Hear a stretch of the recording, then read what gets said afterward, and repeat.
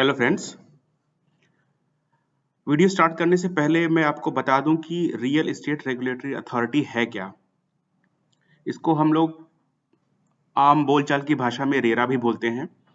RERA एक कानून था जो 2016 में गवर्नमेंट लेकर के आई थी, फ्लैट बायर्स और प्रॉपर्टी बायर्स के हितों की रक्षा के लिए। आप में से बहुत सारे लोगों ने इसके बारे में सुना होगा या फिर टीवी या न्यूज़पेपर्स में पढ़ा भी होगा। आज मैं आपको बताने वाला हूं कि रेरा, जो कि दिल्ली की लिए भी अलग से राज्य सरकार ने इसका गठन किया था, उसके अंदर आप किस तरीके की कंप्लेंट कर सकते हैं, किस किस के खिलाफ कंप्लेंट कर सकते हैं और कैसे आप अपने राइट्स को प्रोटेक्ट कर सकते हैं। हम में से कई लोगों को यही नहीं पता है अभी कि दिल्ली डेवलपमेंट अथॉरिटी भी रेरा के स्कोप में आती है। आप डीडीए के अगेंस्ट भी यहाँ पर कंप्लेंट डाल सकते हैं। अगर आप डीडीए के द्वारा अलॉटेड फ्लैट्स या प्रॉपर्टीज या लैंड के किसी भी तरीके की डिलीवरी से या क्वालिटी से या किसी और तरीके के डिफेक्ट से, डिले से या और कोई परेशानी है आपको, तो आप रेरा में जाइए। वहाँ पे आप आसानी से अपनी कंप्लेंट को दर्ज करा सकते हैं और रेरा पूरी तरीके से आपकी सुनवाई करेगा। डीडीए से भी या जो भी आपका बिल्डर है जिसके अगेंस्ट आपने कंप्लेंट डाला है, उसको बुलाएगा, उससे पूछेगा और अगर वो सेटिस्फाई नहीं हुआ तो डेफिनेटली वो बिल्डर के खिलाफ भी कार्यवाही करेगा और आपके हितों की पूरी रक्षा की जाएगी। ऐसा रेरा का प्रावधान है किसी भी राज्य के लिए। हर राज्य का रेरा अथॉरिटी अलग अलग है। गुड़गांव हरियाणा रेरा में आते हैं वहाँ के प्रोजेक्ट्स, नोएडा के प्रोजेक्ट्स यूपी रेरा के अंतर्गत आते हैं, मुंबई के प्रोजेक्ट्स महारेरा के अंतर्गत आते हैं। इसी प्रकार दिल्ली जो हमारी कैपिटल सिटी है या यूटी है, इसके सारे real estate projects real estate regulatory authority for NCT of Delhi के स्कोप में आते हैं। तो चलिए देखते हैं कि कैसे कंप्लेंट हम यहाँ पर फाइल कर सकते हैं। तो अगर आप दोस्त यहाँ पर जाएं, आप देख पाएंगे यहाँ पर ऑनलाइन कंप्लेंट्स का एक बटन है। यहाँ पर दूसरा जो ऑप्शन आ रहा है आपके पास, कंप्लेंट टू अथॉरिटी, आप इस पर क्लिक कीजिए, जहां से एक फॉर्म ओपन होगा। मगर उसके पहले आपके पास एक मैसेज आएगा कि क्या आप वाकई में कंप्लेंट फाइल करना चाहते हैं। अगर आप यस बोलते हैं तो पहले आपको अपना एक अकाउंट रजिस्टर करना पड़ेगा। कंप्लेंट फाइल करने से पहले आपको रजिस्टर करना जरूरी है। तो अगर आप ऑनलाइन रजिस्ट्रेशन वाले टैब पर क्लिक करें तो आपको 3 ऑप्शन आएंगे। आपको चूज करना है रजिस्टर एज बायर। यहाँ पर आप अपनी डिटेल्स डालिए, आपका नाम, आपके पिता का नाम, ईमेल एड्रेस और मोबाइल नंबर। कुछ इस तरीके से आप अपनी डिटेल्स डालेंगे यहाँ पर और क्रिएट न्यू अकाउंट बटन पर क्लिक करिए। इसके बाद आपके मोबाइल पर एक ओटीपी आएगा, आप यहाँ पर वो ओटीपी डालिए। का यूजर नेम क्रिएट हुआ, उसके बाद वापस आप इस पेज पर आइए, लॉगिन बटन पे क्लिक करिए। यहाँ पर अपना ईमेल आईडी जो कि आपने रजिस्ट्रेशन के टाइम पे यूज किया था वो डालिए और आपने जो भी पासवर्ड बनाया था वो डालिए और लॉगिन बटन पे क्लिक करिए।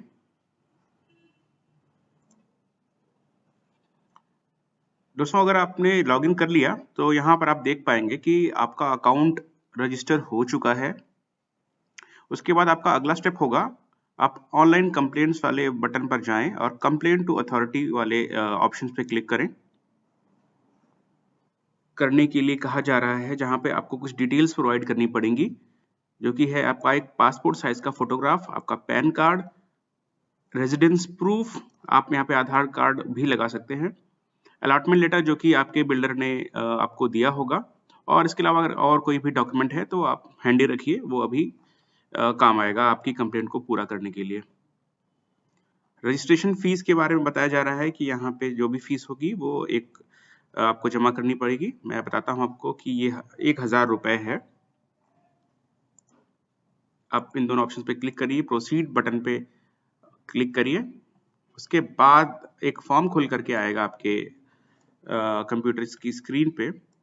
यहाँ पे आप यहाँ पर बता सकते हैं कि क्या आप इस कंप्लेंट को किसी एडवोकेट के माध्यम से डाल रहे हैं या फिर खुद। अगर आप खुद डाल रहे हैं तो यहाँ पर नो चूज करिए। यहाँ पे आप चूज कर सकते हैं कि आप कौन है जिसके अगेंस्ट आपने ये कंप्लेंट डाली है, किसी एजेंट के अगेंस्ट या किसी बिल्डर यानी कि प्रमोटर के अगेंस्ट। तो यहाँ पे फॉर एग्जांपल मैं प्रमोटर चूज कर रहा हूँ। Is the project already registered with the RERA? I don't know. Let me see that I'm taking an example of DD. I don't know whether it is registered or not.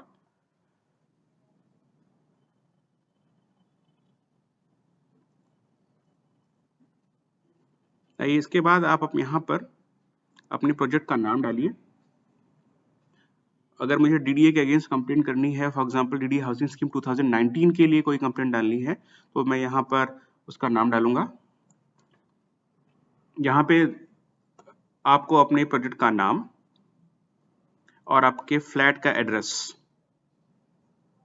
Project address वाले field में डाल करके next button पे click करना है।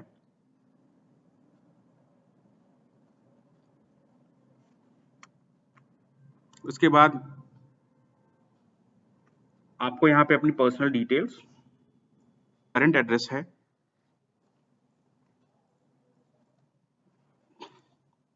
ये address आप यहाँ पे दूसरा डाल दीजिए। अगर आपको रेरा से कोई लेटर वगैरह आता है तो आप कौन से एड्रेस पे रिसीव करना चाहते हैं वो वाला एड्रेस यहाँ पे डालिए और उसके बाद आप नेक्स्ट पे क्लिक करिए।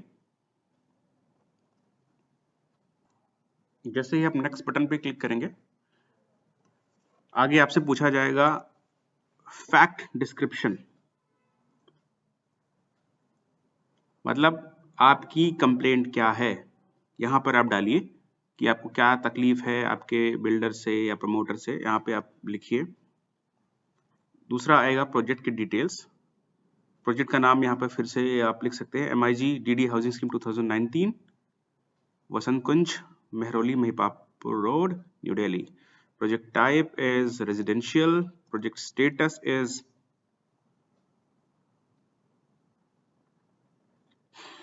न्यू लॉन्च, प्रोजेक्ट एड्रेस में आप यहाँ पे भर सकते हैं block E MIG DD housing scheme 2019। Address आपको पता ही है, मुझे ज़्यादा बताने की ज़रूरत नहीं है। Pin code is 110070। प्रमोटर की डिटेल, प्रमोटर का डिटेल में आप यहाँ पे डालिए दिल्ली डेवलपमेंट अथॉरिटी।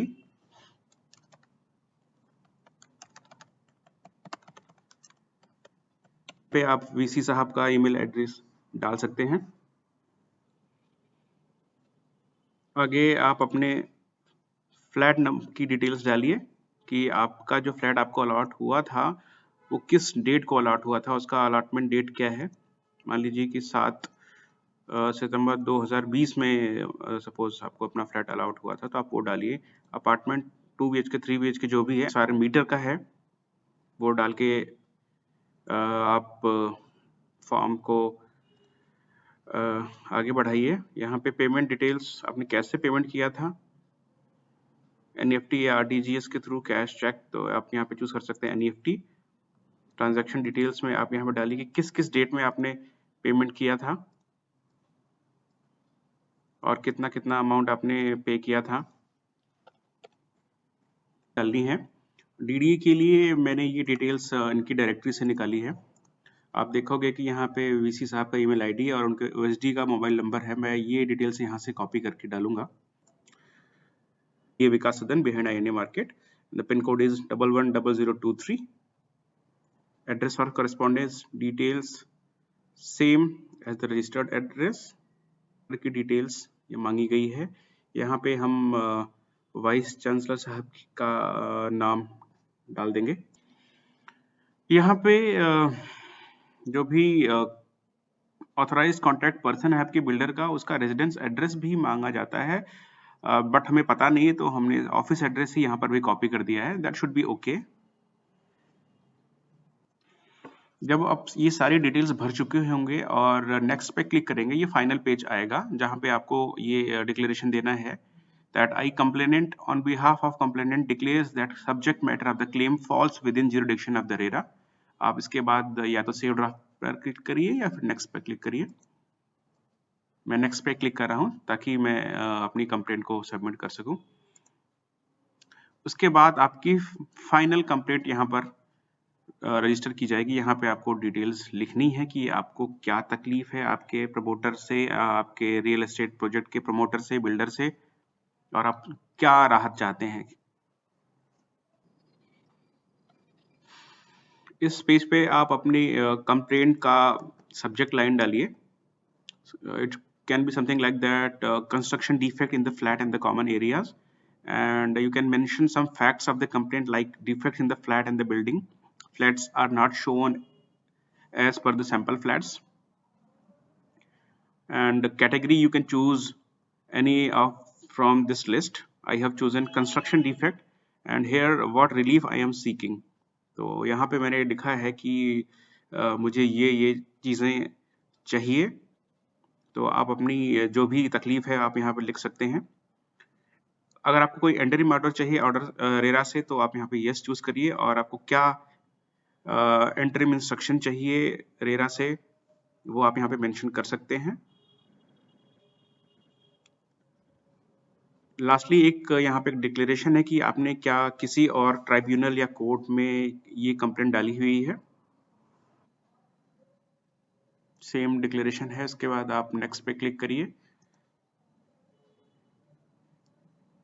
नाउ इसके बाद आपके पास कुछ डॉक्यूमेंट्स हैं जो कि अपलोड करने पड़ेंगे। यहाँ पे आप अपनी फोटोग्राफ को अपलोड करिए। मैं आपको एक सैंपल दिखाता हूँ कि किस तरीके से आप अपनी फोटोज को अपलोड कर सकते हैं। आपने कोई जेपीजी फाइल है, आपने आपके लैपटॉप से उसको ब्राउज करके यहाँ पे अपलोड बटन पे क्लिक करना है। ये देखिए एक डमी फोटोग्राफ वहाँ पर आ गई। ऐसे आप एक्चुअल फोटोज वहाँ पर डाल सकते हैं। इसी तरीके से आप अपने पैन कार्ड की कॉपी, अपने आधार कार्ड की कॉपी,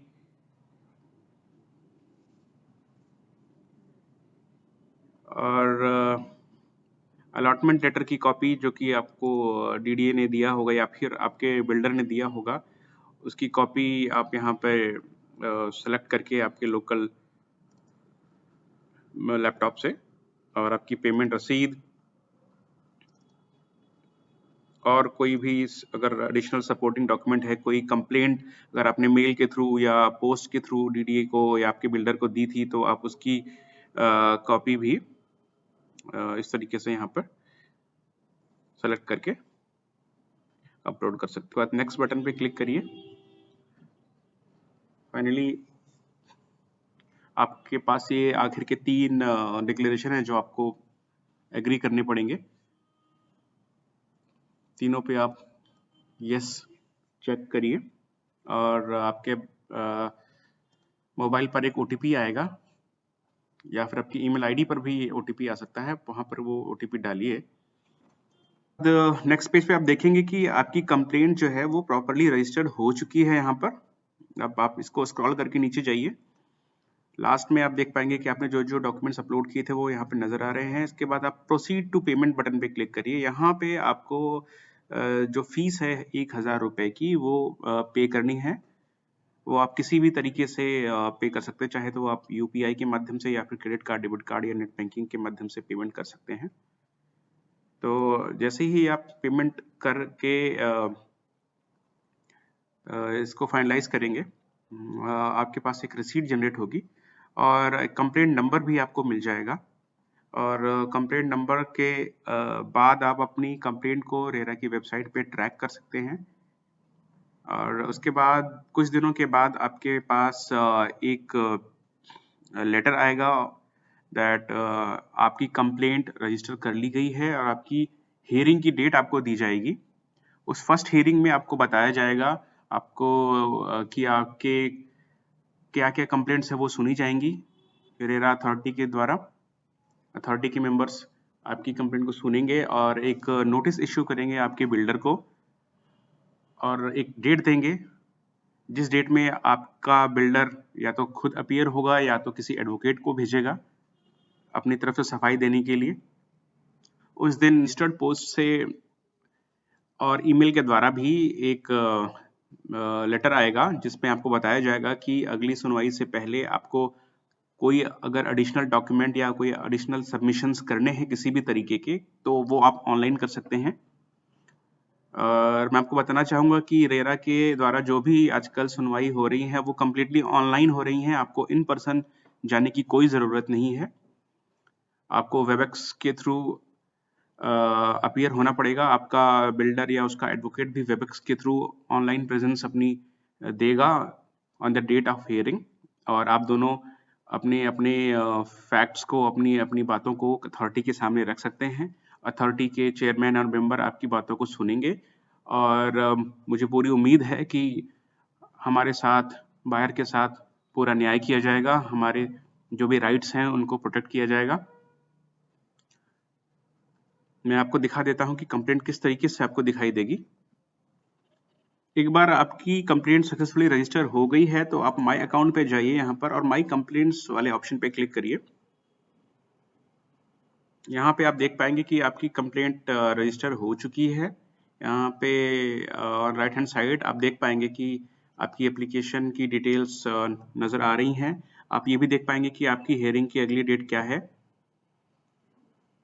एक बात मैं और आपको बताना चाहूँगा दैट जैसे ही आपकी हियरिंग शेड्यूल होगी, आपके उसके करीब 1 हफ्ते पहले या 5 दिन पहले आपके पास ईमेल आएगी जिसमें एक मीटिंग लिंक होगा जिसके द्वारा आप ऑनलाइन हियरिंग को ज्वाइन कर सकते हैं, अटेंड कर सकते हैं। तो